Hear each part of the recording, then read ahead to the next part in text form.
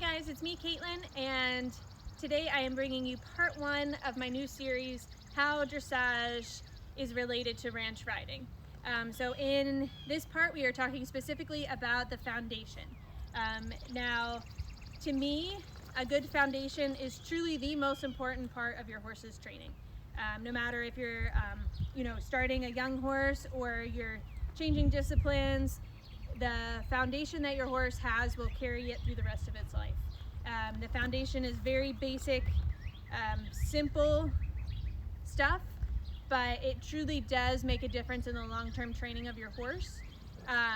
And how dressage relates to all this is dressage actually has designed a pyramid called the Dressage Training Pyramid, and it outlines kind of a step-by-step way of going about your horse's training and what you should be looking for at each step before you move on to the next one. And it's not to say that you have to have each part totally accomplished before you move on to the next one, but you should have a general idea, or your horse should have a general idea of the concepts before moving on to the next level. So the base of the pyramid is what they call rhythm. So rhythm, to me, in my training, is if you can get your horse to travel at a walk, trot, and canter, not too slow, but not too fast, and for them to stay balanced and soft. So that doesn't mean that you're constantly holding your horse back because he's trying to take off with you all the time, or you're constantly kicking your horse to go forward because he doesn't want to move off your leg. It's kind of that happy medium where your horse is balanced and moving forward enough that he can truly use himself properly. When they get too kind of slow and sucked back, they're not able to use their body parts properly, and they're going to be kind of stiff and bracy, and they're not going to move as well. Same thing at if they're moving too fast and they're running too much, then again, they're getting stiff, they're getting bracy, they're not using their bodies properly, and it's not going to look as well. So we want kind of that happy medium, and this is going to vary from horse to horse, really, and breed to breed. But we want to work on what's specific for your horse, and what's good and what your horse needs at the time. So again, that foundation to me is super basic. And we're just getting your horse around, thinking about the idea of softness. It's not anything other than being responsive to leg. At this rate, I'm not really thinking about any kind of lateral movements or that sort of thing. I just mainly want them to move forward nicely, come back off my seat when I ask them to come back, and kind of stay soft and balanced throughout the whole process.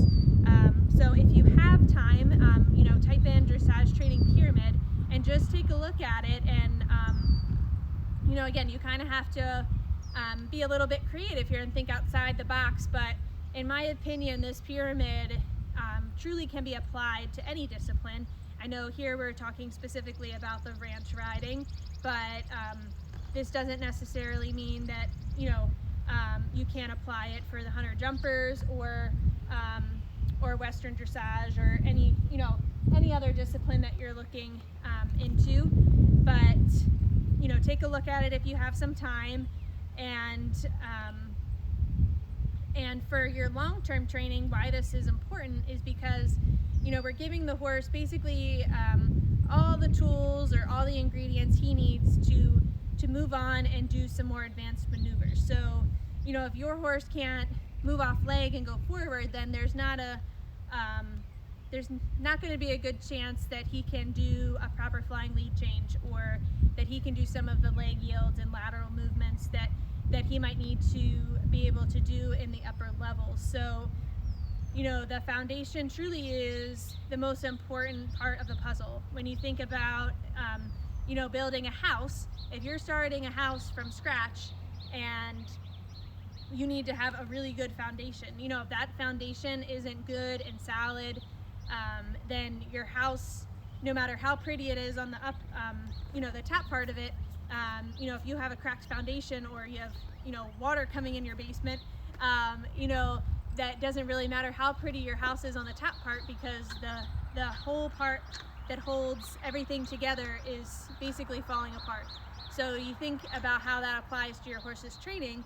You know, no matter how far along you get, when you start doing some of the more pretty, fun lateral movements and the more advanced maneuvers, you're going to have probably a lot more trouble than you would if you spent the extra time to make the foundation good first. So again, I hope this helps you, and we are going to be getting into part 2 next month in June. And part 2, we are going to be talking about body control for the horse specifically, and how to start isolating, you know, each of your horse's body parts and how it's going to apply to your training down the road. So I hope you enjoyed this video, and thank you for watching, and I will talk to you in a couple weeks.